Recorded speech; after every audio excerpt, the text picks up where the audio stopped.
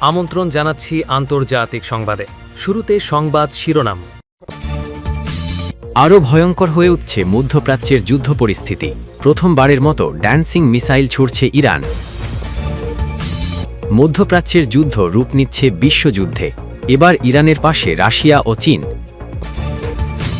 Hormuz দখল রাখতে ইরানের বিস্ময়কর ৮ অস্ত্র, যা আগে দেখেনি বিশ্ব।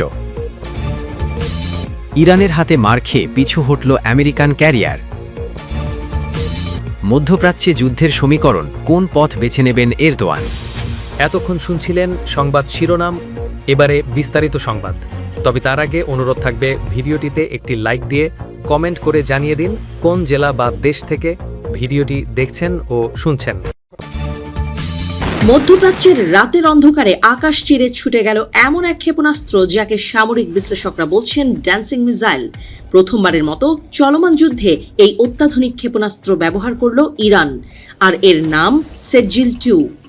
রবিবার ইরান একাধিক ক্ষেপণাস্ত্র ছুঁড়ে যুক্তরাষ্ট্র ও ইসরায়েলের বিভিন্ন অবস্থান লক্ষ্য করে হামলা চালায়।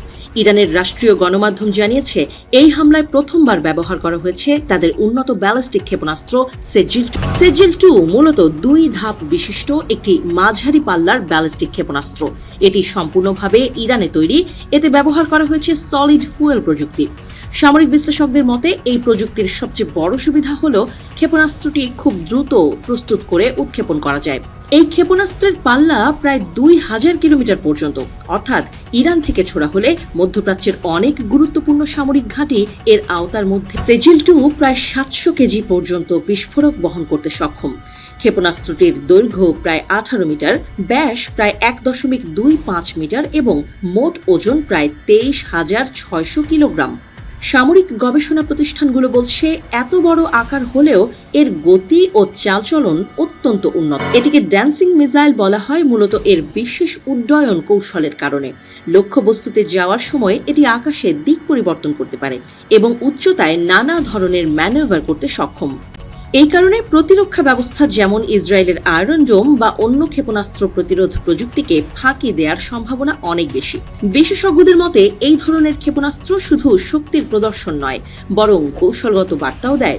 কারণ সলিড ফুয়েল প্রযুক্তি মানেই দ্রুত লঞ্চ, কম প্রস্তুতির সময় এবং শত্রুর পক্ষে আগাম শনাক্ত করা কঠিন। সেজিল ক্ষেপণাস্ত্র প্রকল্পের কাজ শুরু হয়েছিল 90-এর দশকের শুরুতে। দীর্ঘ গবেষণা ও পরীক্ষার পর 2008 সালে প্রথমবার এর পরীক্ষামূলক উৎক্ষেপণ করা হয়।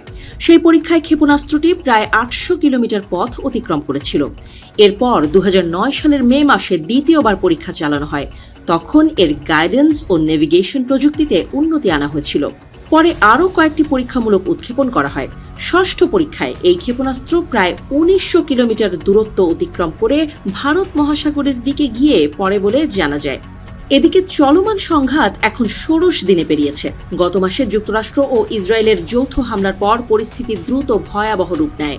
ওই হামলায় ইরানের সর্বোচ্চ নেতা আয়াতুল্লাহ আলী খামেনি নিহত হন বলে খবর প্রকাশিত হয়। এর পরপরই পুরো মধ্যপ্রাচ্যে যুদ্ধের আগুন ছড়ে। জবাবে ইরান ইসরায়েল এবং উপসাগরীয় অঞ্চলে অবস্থিত যুক্তরাষ্ট্রের সামরিক ঘাঁটিগুলো লক্ষ্য করে পাল্টা হামলা শুরু করে। একই সঙ্গে যুক্তরাষ্ট্র ও ইসরায়েলও ইরানের বিভিন্ন সামরিক স্থাপনায় ধারাবাহিক বিমান ও ক্ষেপণাস্ত্র হামলা চালিয়ে যাচ্ছে। এই পর্যন্ত বিভিন্ন প্রতিবেদনে বলা হয়েছে, এই সংঘাতে 2000-এরও বেশি মানুষ নিহত হয়েছে। নিহতদের বেশিরভাগই ইরানের নাগরিক। যুক্তরাষ্ট্রের প্রতিরক্ষা দপ্তর পেন্টাগনের তথ্য অনুযায়ী, যুদ্ধ শুরু হওয়ার পর থেকে ইরানে প্রায় 15,000-এরও বেশি লক্ষ্যবস্তুতে হামলা চালানো হয়েছে। পরিস্থিতি আরও জটিল হয়ে উঠছে সামরিক শক্তি জড়ো হওয়ার কারণে। রাশিয়া ও চীনের সহায়তায় চলমান সংঘাতে নতুন গতি পেয়েছে ইরান। যুদ্ধের ময়দানে যুক্তরাষ্ট্র ও ইসরায়েলি বোমারু বিমানগুলো ইরানের আকাশ চষে বেড়াচ্ছে। ঠিক এই সময়ে ইরানকে সরাসরি সামরিক সহায়তা দিয়ে সমর্থন জুগিয়ে তেহরানকে আরও অপ্রতিরোধ করে তুলছে রাশিয়া ও চীন। ফলে যুক্তরাষ্ট্র ও ইসরায়েলের বিরুদ্ধে বেশ ভেলকি দেখাচ্ছে ইরানি বাহিনী। রাশিয়া ও চীনের কাছ থেকে সামরিক সহায়তা পাওয়ার আগের চেয়েও আরও নির্ভুলভাবে মিসাইল ও ড্রোন হামলা চালাচ্ছে তারা। শনিবার এক বিশেষ সাক্ষাৎকারে ইরানের পররাষ্ট্রমন্ত্রী আব্বাস আরাকচি জানান, যুক্তরাষ্ট্র ও ইসরায়েলের বিরুদ্ধে এই অস্তিত্ব রক্ষার লড়াইয়ে ইরান এখন আর একা নয়। যুদ্ধে যুক্তরাষ্ট্র ও ইসরায়েলকে রুখে দিতে ইরানের সঙ্গে সমন্বয় করছে রাশিয়া ও চীন। ইরানকে তারা সরাসরি সামরিক সহযোগিতা দিচ্ছে বলে জানান আরাকচি। অবশ্য রাশিয়া ও চীন কী ধরনের সামরিক সহায়তা দিচ্ছে তা খোলাসা করেননি ইরানি পররাষ্ট্রমন্ত্রী। তিনি বলেন, রাশিয়া ও চীনের সঙ্গে আগেও আমাদের ঘনিষ্ঠ সহযোগিতাপূর্ণ সম্পর্ক ছিল, সেটি এখনও আছে। আমাদের সম্পর্কের মধ্যে সামরিক সহযোগিতাও অন্তর্ভুক্ত। ইরান রাশিয়া ও চীনের সঙ্গে রাজনৈতিক, অর্থনৈতিক ও সামরিক সব ধরনের সহযোগিতা বিনিময় করছে। এদিকে চলমান যুদ্ধে ইরানকে রাশিয়া সহায়তা করছে বলে অভিযোগ তুলেছেন মার্কিন প্রেসিডেন্ট ডোনাল্ড ট্রাম্প। গত শুক্রবার ট্রাম্প বলেন, সম্ভবত ভ্লাদিমির পুতিন কিছুটা হলেও ইরানকে সাহায্য করছেন। ইউক্রেনকে যুক্তরাষ্ট্র ক্রমাগত সহায়তা করার প্রতিশোধ হিসেবে চলমান যুদ্ধে ইরানকে রাশিয়া সহায়তা করছে বলে মনে করছেন তিনি। রিপোর্ট অনুযায়ী 2022 সালে ইউক্রেন যুদ্ধ শুরুর পর থেকেই রাশিয়ার সঙ্গে ইরানের কৌশলগত অংশীদারিত্ব আরও বেড়েছে। ইরান ও রাশিয়ার সম্পর্ক এতটাই গভীর হয়েছে যে ইউক্রেন যুদ্ধে রাশিয়ার প্রধান অস্ত্র হিসেবে পরিচিত শাহেদ ড্রোনগুলো সরাসরি ইরান থেকে সরবরাহ করা হয়েছে। এমনকি রাশিয়ায় এসব ড্রোনের কারখানাও স্থাপন করা হয়েছে। এসব ড্রোন ব্যবহার করে ইউক্রেনীয় বাহিনীকে কোণঠাসা করে ফেলেছে পুতিন বাহিনী। অন্যদিকে পশ্চিমা নিষেধাজ্ঞা সত্ত্বেও ইরান নিজেদের বিশাল তেল ভান্ডার চীনের কাছে বিক্রি করে অর্থনীতিকে সচল রাখতে সক্ষম হচ্ছে। অন্যদিকে যুক্তরাষ্ট্র ও ইসরায়েলের বিরুদ্ধে চলমান যুদ্ধে বৈশ্বিক তেল বাণিজ্যিক রুট হরমুজ প্রণালী বন্ধ নিয়েও কথা বলেছেন ইরানের পররাষ্ট্রমন্ত্রী আরাকচি। এই প্রণালী দিয়ে বিশ্বের প্রায় 20% তেল ও গ্যাস পরিবহন হয়। এখানে উত্তেজনা বাড়ার কারণে তেলের দাম ব্যারেল প্রতি $100 ছাড়িয়ে গেছে। আরাকচি বলেন, হরমুজ প্রণালী পুরোপুরি বন্ধ করা হয়নি, তবে যুক্তরাষ্ট্র ও ইসরায়েলের জাহাজ ও ট্যাঙ্কারের জন্য এটি বন্ধ রাখা হয়েছে। বিশেষজ্ঞরা বলছেন, বর্তমান সংঘাতে রাশিয়া ও চীন ইরানকে সরাসরি সহায়তা করায় যুদ্ধ কৌশলে বড় ধরনের মার খেয়ে গেছে মার্কিন প্রেসিডেন্ট ডোনাল্ড ট্রাম্প। তিনি ভেবেছিলেন ইসরায়েলের সঙ্গে যৌথ হামলার মাধ্যমে ইরানকে সামরিক ও অর্থনৈতিকভাবে পঙ্গু করে দিতে পারবেন। তবে রাশিয়া ও চীন এখন ইরানকে সরাসরি সামরিক সহায়তা করায় ট্রাম্পের যুদ্ধ সমীকরণ ওলটপালট হয়ে গেছে। ফলে ট্রাম্প এখন ইরাক ও আফগানিস্তানের মতো ইরানেও দীর্ঘমেয়াদী যুদ্ধের গ্যারাকলে পড়তে পারেন বলে মনে করছেন বিশেষজ্ঞরা। হরমুজ ঘিরে পশ্চিমাদের বিপদে, কৌশলে পুরোই বাজিমাত ইরানের। যুদ্ধ শুরুর প্রথমেই তারা বেছে নিয়েছে অ্যান্টি অ্যাক্সেস বা এরিয়া ডিনায়াল কৌশল, যার মানে বাণিজ্যিক বা প্রতিপক্ষের কোনো জাহাজ চলাচল করতে পারবে না হরমুজের পথে। চলাচলের অনুমতি মিললেও থাকবে না নিরাপত্তার নিশ্চয়তা। ফলে স্বাভাবিকভাবেই বিমা কোম্পানিগুলো জলপথটিকে ঘোষণা করবে উচ্চ ঝুঁকির অঞ্চল হিসেবে। ঘোষণা আসতে পারে এ পথে চলাচলকারী জাহাজগুলোর বিমা না করার। আর এ কাজে ইরানের হাতে তুরুপের তাস হিসেবে আছে 8 অপ্রতিরোধ্য অস্ত্র। তবে শুধু নিষেধাজ্ঞা আর হুমকি নয়, নিজেদের কাছে থাকা মাইন, ক্ষেপণাস্ত্র, সাবমেরিন এবং দ্রুত গতির ছোট নৌকার সমন্বিত ব্যবহারের মাধ্যমেই ইতোমধ্যেই স্তরভিত্তিক প্রতিরক্ষা ব্যবস্থা তৈরি করেছে ইরানের যোদ্ধারা, যা মাসের পর মাস বন্ধ রাখতে পারে বিশ্বের জ্বালানি পরিবহনের সবচেয়ে গুরুত্বপূর্ণ পথ হরমুজ প্রণালীকে। ইরানের সামরিক কৌশল হলো কম খরচে বিপুল সংখ্যক অস্ত্রের কার্যকরী ব্যবহার করা, যাতে দীর্ঘ সময় ধরে অচল রাখতে পারে হরমুজের পথকে। বিশ্লেষকদের মতে, ইরান যদি তাদের কাছে থাকা মাইন, ক্ষেপণাস্ত্র, সাবমেরিন এবং দ্রুত গতির ছোট নৌকার সমন্বিত ব্যবহার করে, তবে সেগুলো অপসারণ, অনুসন্ধান ও পুনরায় নিরাপত্তা নিশ্চিত করতেও লাগবে অনেক সময়।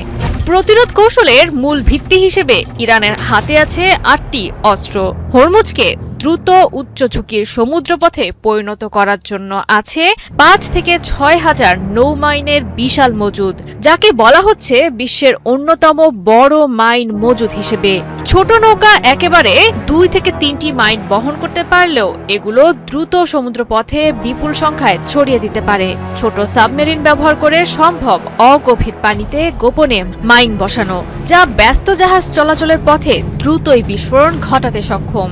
চীনের C-802 এর আদলে তৈরি নূর অ্যান্টিশিপ ক্রুজ ক্ষেপণাস্ত্র দিয়ে উপকূল থেকে পুরো হরমুজকে লক্ষ্যবস্তু করতে পারে ইরান। রাডারে ধরা অনেকটাই কঠিন ক্ষেপণাস্ত্রটি ট্রাক লঞ্চার, দ্রুতগতির নৌকা এবং যুদ্ধজাহাজ থেকেও উৎক্ষেপণ করা যায়। কাদের ক্ষেপণাস্ত্র দিয়ে হরমুজ ছাড়াও ওমান উপসাগরের প্রবেশপথ পর্যন্ত করতে পারে হামলার লক্ষ্যবস্তু। আবু মাহাদি ক্রুজ দিয়ে সম্ভব দূরবর্তী সমুদ্র এলাকায় থাকা যুদ্ধজাহাজ ঝুঁকিতে ফেলা, অগভীর পানিতে শনাক্ত করা কঠিন মিজেট বা ছোট সাবমেরিন, দলবদ্ধ আক্রমণের জন্য IRGC'র ব্যবহৃত দ্রুত গতির আক্রমণ নৌকা, নজরদারি ও লক্ষ্য নির্ধারণের জন্য শাহেদ ড্রোন এবং আত্মঘাতী হামলার জন্য বিস্ফোরকবাহী মানববিহীন নৌকার মাধ্যমে হরমুজ প্রণালীতে নিজেদের একক আধিপত্য ধরে রাখতে পারে ইরান। মার্কিন রণতরীর ওপর ঝাঁকে ঝাঁকে হামলে পড়েছে ইরানি গানবোট, আর তাতেই লোহিত সাগর আর আরব সাগরের উত্তাল জলসীমায় বদলে গেছে শক্তির হিসাব। ইরানের দ্রুতগতির গানবোটের ঝাঁকের ভয়ে পালিয়েছে মার্কিন বিমানবাহী রণতরী। চীনা স্যাটেলাইট ছবিতে ধরা পড়েছে সেই নাটকীয় মুহূর্ত। ইরানের উপকূলের কাছ থেকে দূরে সরে যাচ্ছে মার্কিন যুদ্ধজাহাজ। বিশ্লেষকদের মতে মৌমাছির ঝাঁকের মতো একসঙ্গে আক্রমণ চালাতে সক্ষম ইরানি গানবোট কৌশলী বড় রণতরীগুলোর জন্য বড় চ্যালেঞ্জ হয়ে উঠেছে। এর মধ্যেই কড়া হুঁশিয়ারি দিয়েছে তেহরান। মার্কিন রণতরীকে যারা সহায়তা করবে তারাও হবে বৈধ লক্ষ্যবস্তু। ফলে উত্তপ্ত হয়ে উঠেছে মধ্যপ্রাচ্যের সমুদ্র সীমা। মধ্যপ্রাচ্যের নীল জলসীমায় নতুন সামরিক উত্তেজনা। স্যাটেলাইট ছবিতে দেখা গেছে লোহিত সাগর ও আরব সাগর এলাকায় অবস্থান বদলেছে আমেরিকার দুটি বিমানবাহী রণতরী স্ট্রাইক গ্রুপ। চীনা মিজার ভিজিয়ন স্যাটেলাইট চিত্র বিশ্লেষণে দেখা যায় লোহিত সাগরে থাকা মার্কিন রণতরী ইউএসএস জেরাল্ড আর ফোর্ড এবং আরব সাগরের দিকে মোতায়েন USS Abraham Lincoln strike group আগের অবস্থান থেকে উল্লেখযোগ্যভাবে সরে গেছে। বিশ্লেষকদের মতে ইরানের নৌশক্তি, বিশেষ করে দ্রুতগতির গানবোট বাহিনীর সম্ভাব্য আক্রমণের আশঙ্কাই এই অবস্থান পরিবর্তনের অন্যতম কারণ। ইরানের নৌকৌশলের গুরুত্বপূর্ণ অংশ হল ছোট কিন্তু অত্যন্ত দ্রুতগতির অসংখ্য গানবোট। সামরিক বিশ্লেষণে একে বলা হয় সর্ম অ্যাটাক কৌশল। মৌমাছির ঝাঁকের মতো একসাথে এগিয়ে গিয়ে এসব নৌযান বড় যুদ্ধজাহাজকে ঘিরে ফেলে এবং একযোগে রকেট, মিসাইল বা ভারী মেশিন গানের আঘাত হানে। এই কৌশলে সাময়িকভাবে বিভ্রান্ত হয়ে পড়ে বড় যুদ্ধজাহাজের প্রতিরক্ষা ব্যবস্থা। বিশেষজ্ঞদের মতে সংকীর্ণ জলসীমা এবং উপকূল ঘেঁষা অঞ্চলে এমন হামলা অত্যন্ত কার্যকর। ইরানের নৌবাহিনী এবং বিশেষ করে ইসলামী বিপ্লবী বাহিনীর নৌ ইউনিট বহু বছর ধরে এই ধরনের দ্রুত আক্রমণ কৌশল অনুশীলন করছে। তাদের বহরে রয়েছে শতাধিক দ্রুতগতির গানবোট, অ্যান্টিশিপ মিসাইল, নৌ ড্রোন এবং উপকূল ভিত্তিক ক্ষেপণাস্ত্র ব্যবস্থা। পারস্য উপসাগর, হরমুজ প্রণালী এবং আশপাশের জলসীমায় দীর্ঘদিন ধরেই অসম যুদ্ধ কৌশল ব্যবহার করে আসছে ইরানের নৌবাহিনী। এদিকে মার্কিন রণতরীর অবস্থান পরিবর্তনের মধ্যেই কঠোর হুঁশিয়ারি দিয়েছে ইরান। দেশটির সামরিক কমান্ড জানিয়েছে লোহিত সাগরে থাকা মার্কিন বিমানবাহী রণতরী ইউএসএস জেরাল্ড আর ফোর্ডকে যে কোনো ধরনের সহায়তা দেয়া ঘাঁটি, লজিস্টিক সেন্টার বা সামরিক সুবিধা দেয়া যে কোনো শক্তিকে বৈধ লক্ষ্যবস্তু হিসেবে বিবেচনা করবে তারা।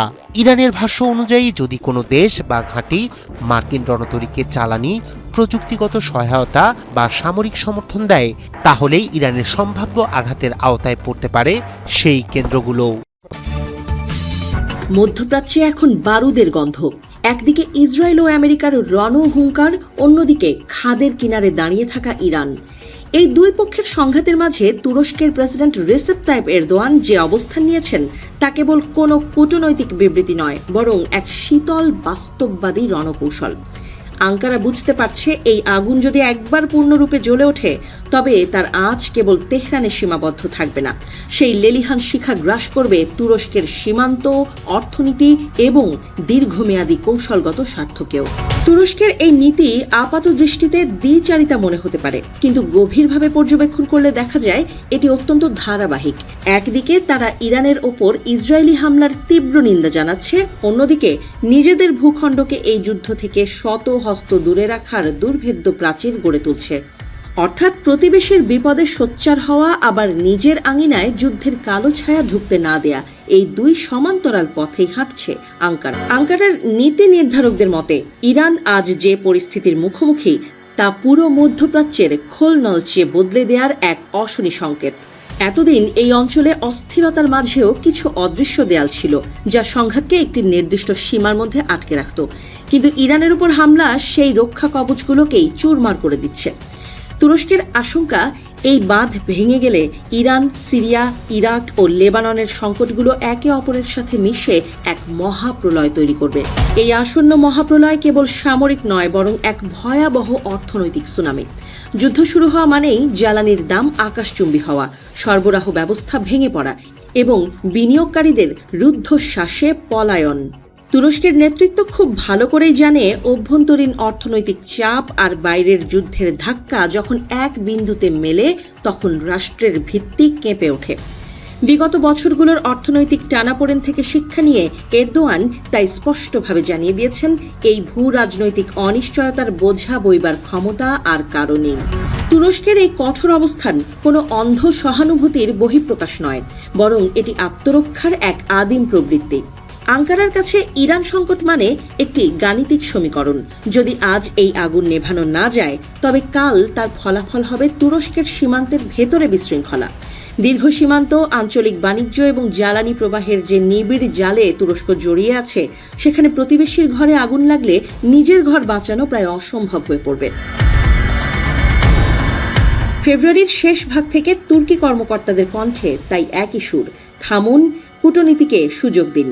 তারা বিশ্বকে মনে করিয়ে দিচ্ছেন যে শক্তির রাজনীতির এই নতুন ঢেউ যদি সব ভাসিয়ে নিয়ে যায়, তবে অবশিষ্ট স্থিতিশীলতাটুকুও আর খুঁজে পাওয়া যাবে না। তুরস্কের এই নিন্দা মূলত তিনটি শক্ত খুঁটির উপর দাঁড়িয়ে: আন্তর্জাতিক আইনের প্রতি দায়বদ্ধতা, আঞ্চলিক সহিংসতার চক্র বন্ধ করা এবং নিজের সামাজিক অর্থনৈতিক স্থিতিশীলতা রক্ষা করা। বিশেষজ্ঞরা মনে করছেন, তুরস্ক আসলে একটি সরল কিন্তু রূঢ় সত্য উচ্চারণ করছে। ইরানের পতন বা দুর্বল হওয়া মানে মধ্যপ্রাচ্যের শক্তির ভারসাম্য পুরোপুরি নষ্ট হওয়া। আর সেই শূন্যতা পূরণের লড়াই যখন শুরু হবে, তখন যুদ্ধের পরবর্তী ফ্রন্টলাইন হবে তুরস্কের একেবারে দোরগোড়ায়। আঙ্কারা আজ যে ভাষায় কথা বলছে, তা আসলে নিজের ভবিষ্যতের জন্য লেখা এক সতর্কপত্র।